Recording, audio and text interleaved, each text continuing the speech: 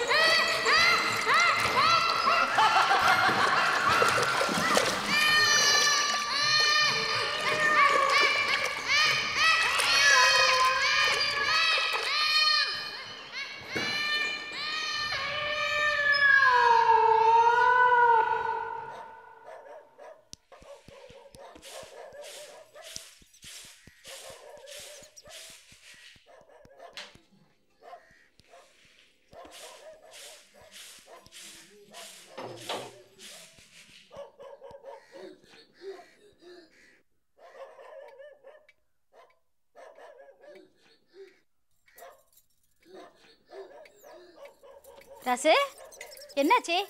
ஏன் ஒரு மாதிரியா இருக்க? ஐயோ, உடம்பெல்லாம் நெருப்பா கொதிக்குது. சட்டல வர ஈரமா இருக்க. அத்தா, எனக்கு எனக்கு பயமா இருக்கு. பாட்டி பாட்டி எங்க?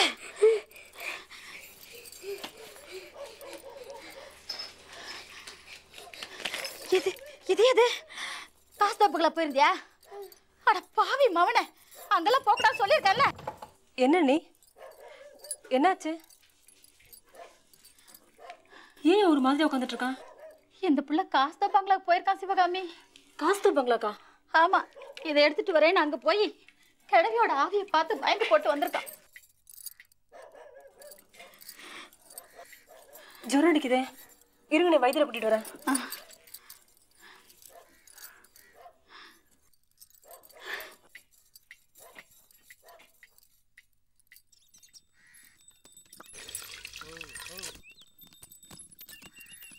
கொஞ்சம் திரும்பியா, எல்லாம் சரியா போயிடும்.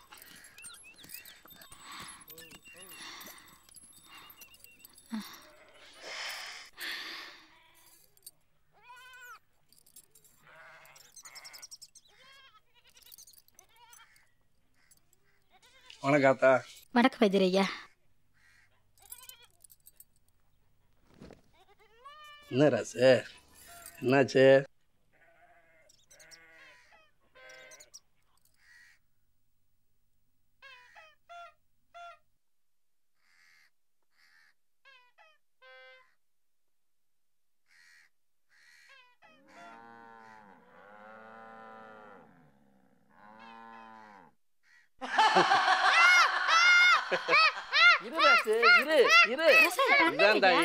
உடம்புக்கெல்லாம் எதுவும் கிடையாது. எதையோ பார்த்து பயந்துருக்கான். கருப்பு கோயில் கூட்டிட்டு போய் பூசாரிட்டு சொல்லி மந்திரிச்சு ஒரு கயிறை கட்டுங்க, சரியா போயிடும். அது வரைக்கும் ஒரு பொடி தாரேன், தேன்ல குழைச்சு கொடுங்க, செத்த தெளி. பயப்படாத ராசு. வரந்தாயி. வாங்க ஐயா.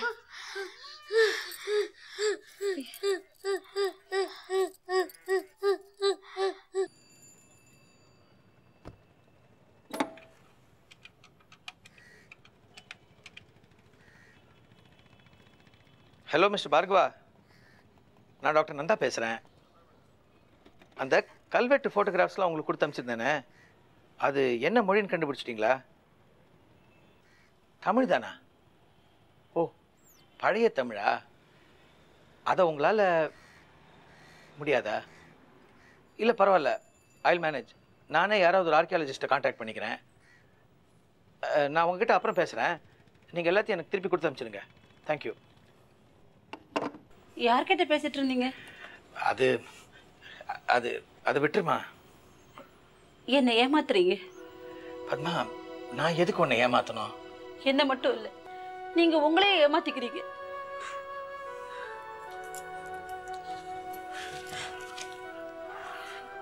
இந்த நோட்புக் வந்ததுல இருந்து எல்லாமே மாறி போச்சுங்க. தாடியும் மீசையும் என்ன கோலங்க இது. அழாத பத்மா, ப்ளீஸ். நான் என்ன கொலையா பண்ணிட்டேன்? அது வேற பண்ணணுமா? ஐயோ, என்ன கொஞ்சம் புரிஞ்சுக்க ட்ரை பண்ணுமா. நான் தெரிஞ்சோ தெரியாமலோ இதில் இறங்கிட்டேன்.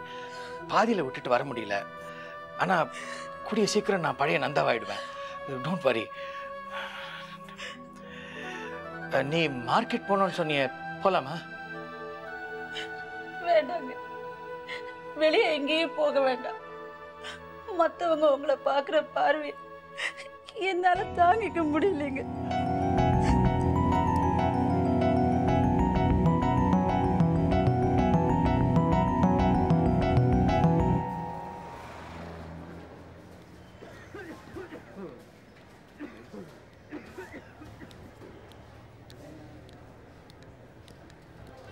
சார் டீன் கொடுக்க சொன்னாங்க. சார் ஒரு கையெழுத்து. Okay, thanks. தம்பி, என்ன விஷயம்? என்ன லெட்டர்? ஏதோ மெமோ போல. சரி.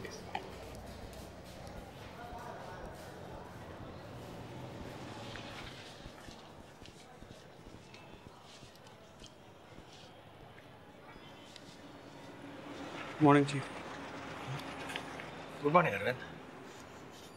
டீன் ஏதோ மெமோ கொடுத்துருக்காராமே. இது மெமோவா? இன்னும் திறந்து கூட பார்க்கல. லைஃப்பில் வாங்கின முதல் மெமோ. சார் ப்ளீஸ், உங்கள் நோட் புக் ஆராய்ச்சியில் மூட்டை கட்டி வச்சு. போதும் அரவிந்த், ஏன் எல்லாருமா இதே விஷயத்தை சொல்லி இன்னும் போர் அடிக்கிறீங்க? Let me get over it my self please. Sir, you are all afraid that it may be too late by then. இந்த மாம்பழம் சாப்பிட்றச்சு பல்லில் நார் மாட்டிக்கும். அதை எடுக்கிற வரைக்கும் ஊர்த்திக்கிட்டே இருக்கும். வேறு எந்த வேலையும் செய்ய முடியாது. அந்த மாதிரி தான் இதுவும். ஓ காட், உதாரணம்லாம் சொல்லி பேச ஆரம்பிச்சிருக்கீங்க. Very unlike doctor Nanda. Yes I know, but look at this. இந்த சிலையை பாரு. தோட்டக்கார மங்கலத்தில் ஒரு குகையில் ஏதோ ஒரு காலத்தில் செதுக்கின சிலை அப்படியே என்ன மாதிரி இருக்கு. அடியில் என் பேர் கூட இருக்கு. தெரியும் சார், ரீனா ஃபோன் பண்ணி சொல்லியிருக்கேன். நீங்கள் இதை பாருங்கள். அந்த கருப்பை எதிர்த்துட்டு வந்து அது விதிச்சு 48 நாள் கெடுவையும் தாண்டி வாழ்ந்துட்டு இருக்காங்க.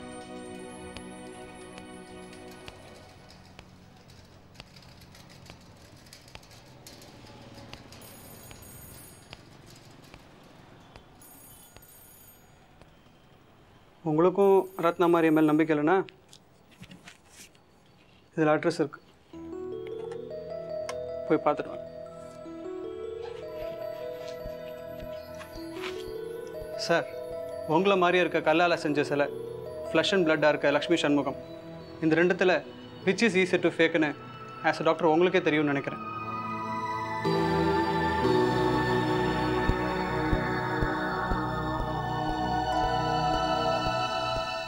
சார், என்னோட டியூட்டி முடிஞ்சு போச்சு. நான் ஹாஸ்டலுக்கு கிளம்புறேன். தெரியுமா ரத்னா, ஒரு விஷயம் சொல்லு. Yes Nanda here. சார் உங்கள் மெமோ கிடச்சிது. நான் ஒரு 10-15 டேஸ் லீவில் போகலான்னு இருக்கேன். நேரில் வரேன் சார். ஓகே. ரத்னா, இந்த குழப்பெல்லாம் தீர்ற வரைக்கும் கொஞ்ச நாள் லீவில் போகலான்னு இருக்கேன். இங்கே ஏதாவது எமர்ஜென்சின்னா நீ அரவிந்தும் தான் ஹேண்டில் பண்ணோம். முடியுமா? நீ கிளம்பா.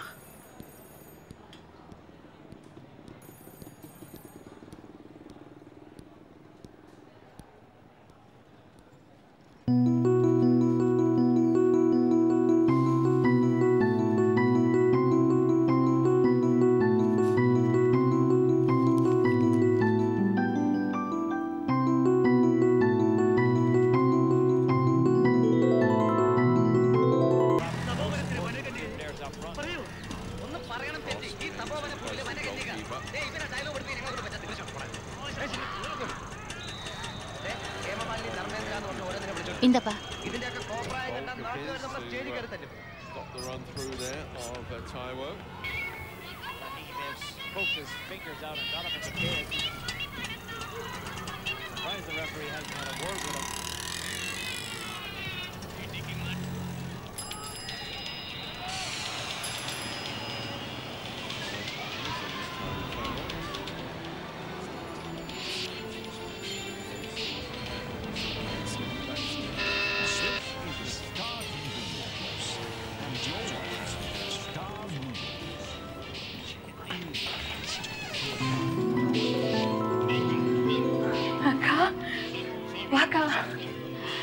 லக்ஷ்மி, எப்படிமா இருக்க? நல்லா இருக்கியா? நான் நல்லா இருக்கேன்க்கா. நீ எப்படிக்கா இருக்க? அரடே வாங்க. நாங்க எங்க இருக்கோம்னு எப்படி கண்டுபிடிச்சீங்க? அரவிந்த் தான் அட்ரஸ் கொடுத்தாரு. பரவாயில்லையே, 48 நாள் வரைக்கும் உங்ககிட்ட கூட சொல்லாம தாக்கு பிடிச்சிட்டாரு. என்ன லக்ஷ்மி, வீட்டுக்கு வந்தவங்களா இப்படிதான் நிக்க வச்சு பேசுவியா? உள்ள வாங்க, உட்காருங்க. குடிக்க ஏதாவது கொண்டு வாமா. லக்ஷ்மி இந்த உட்காருங்க.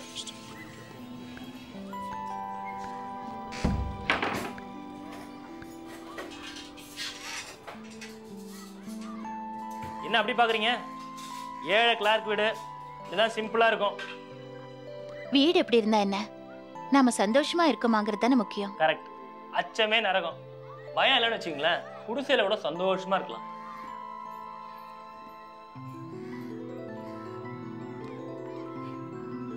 உங்களுக்கு என்னைக்கு வேணா சொல்றீங்க. அப்போ இன்னைக்கு வேண்டாம்.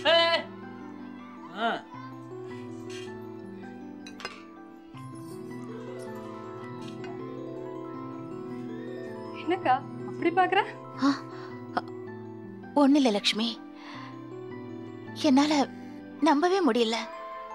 நான் இன்னும் உன்னை சின்ன பொண்ணாவே நினைச்சிட்டு இருக்கேன். நீ லவ் பண்ணி ஓடி வந்து இப்படி லைஃப் லீட் பண்ணிட்டு இருக்கியே, அதை என்னால. ஆமாங்க, தைரியமா ஒரு முடிவு எடுத்தோம், ஊரை விட்டு ஓடி வந்தோம். இதோ இன்னையோட 49 நாள் ஆகுது.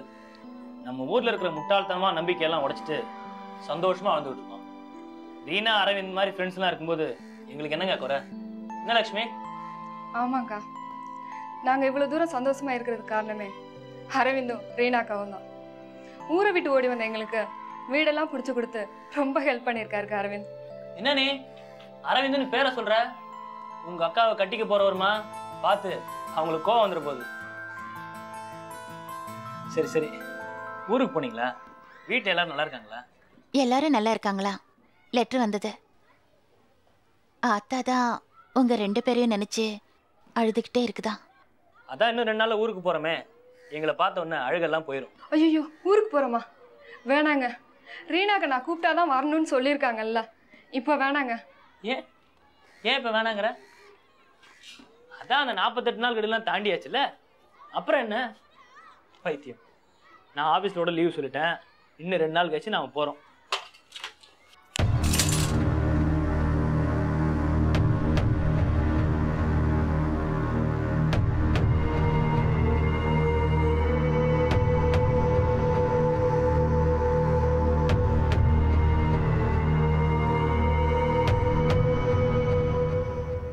என்ன சென்டிமெண்ட்டா? இந்த மூட நம்பிக்கையெல்லாம் உடச்செறிஞ்சதுனால தான் என் கூட சந்தோஷமா இருக்கேன். அப்புறம் என்ன சென்டிமெண்ட்டு? கண்ணாடி தானே உடஞ்சிருக்கு, மாற்றிட்டா போச்சு. ஆஃபீஸ்லேருந்து வரும்போது மாற்றி கொண்டாந்துடுறேன்.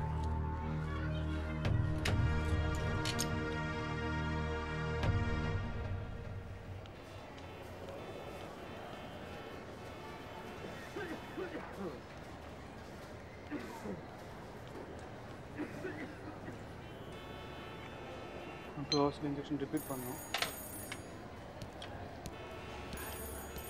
அரவிந்த். எஸ்.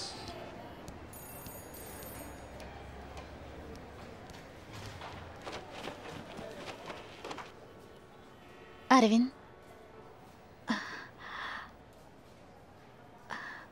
அரவிந்த், நான் தெரியும். லக்ஷ்மியும் சண்முகத்தையும் போய் பார்த்தேன். கருப்பு கொடுத்த கெடுவையும் தாண்டி அவங்க சந்தோஷமா இருக்காங்க. நாளைக்கு ஊருக்கு போக போறாங்க. Correct? So what? Thank you. Thank you.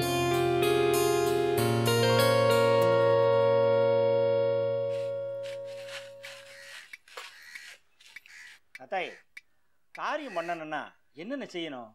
ஐயா, ஐயரை கம்மாக்கரை கூட்டிட்டு போய் 3 கல் வச்சு பிண்டம் வச்சு அவள் திங்கிற பலகாரமெல்லாம் வச்சுட்டு அகத்திக்கரையும் இளநியும் மறந்துடாதீங்க. பங்காளி கூப்பிட்டு சவரம் பண்ண சொல்லுங்க. பிண்டத்தை எடுத்து கொண்டு போய் அம்மாவில் கரைச்சிட்டு, கற்பா இந்த ஜென்மத்தை செய்த பாவத்துக்கு தண்டனை கொடுத்துட்ட, இன்னொரு ஜென்மத்தில் எனக்கு நல்லபடியாக வாழ வேணும்னு கும்பிட்டுக்கோங்க. அப்புறம் ஐயர் கொடுக்குற இந்த மஞ்சள் தண்ணியும் கோமியத்தையும் வீடு பூரா தெரிச்சிங்கன்னா எல்லாம் முடிஞ்சுதுங்க. சரி. ஐயா, ராத்தியார் தானே செய்யணும், நீங்கள் செய்கிறீங்க. அவன் தான் எனக்குன்னு இருந்துகிட்டு இருக்கானே. அது சரி, பெரியாத்தாளுக்கு தான் ஒன்றும் பண்ணலை, அது ஆவியா அலைஞ்சு கிடக்கு. மகளுக்காவது செய்யுங்க. ஐயா, நீங்கள் கொடுத்த படத்தை பிரேம் பண்ணி கொண்டு வந்துட்டேன். இந்தாங்க, வரேங்க. என்னங்க, என்ன இதெல்லாம்? பெத்த கடமைன்னு ஒன்று இருக்குல்ல, இன்னையோட ஓடி போய் 52 நாள் ஆகுது. கருப்பு இன்னும் இவ்வளோ விட்டு வச்சிருக்குன்னு எனக்கு நம்பிக்கை இல்லை. எங்க போனமா கடந்து எந்த காக்கா குருவி திங்குதோ. ஆயி அப்பனா இருந்து கல்யாணம் செஞ்சு பார்க்கத்தான் கொடுத்து வைக்கல, கருமாதியாவது செஞ்சு வைப்போம்.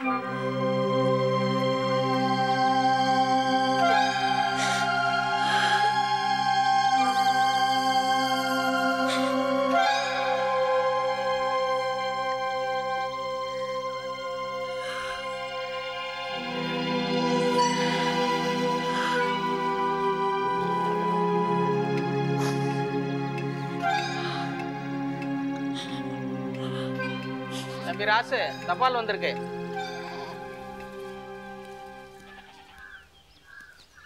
யார்கிட்ட இருந்து? உங்க தங்க ரத்னா கிட்ட இருந்து நினைக்கிறேன். ஆமா தம்பி, அந்த ரீனா பொண்ணு இப்போ உங்க அத்தை வீட்டில் தானே இருக்குது. ஏன் கேட்குறீங்க? இல்லை, புஸ்தகம் வந்திருக்குது, கொடுக்கணும். வேணா நான் கொடுத்துட்றேன்.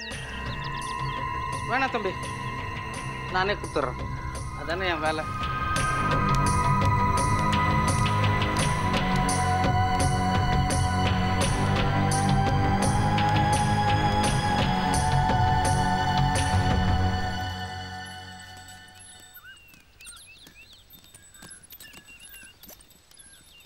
ஆத்தா,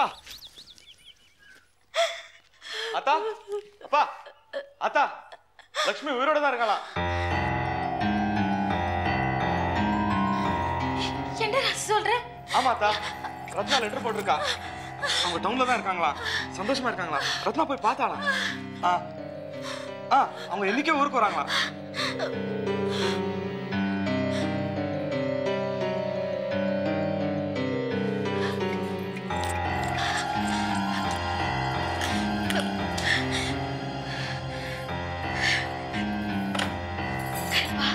என் மாவ பண்ண தப்பா மன்னிச்சிட்டப்பா.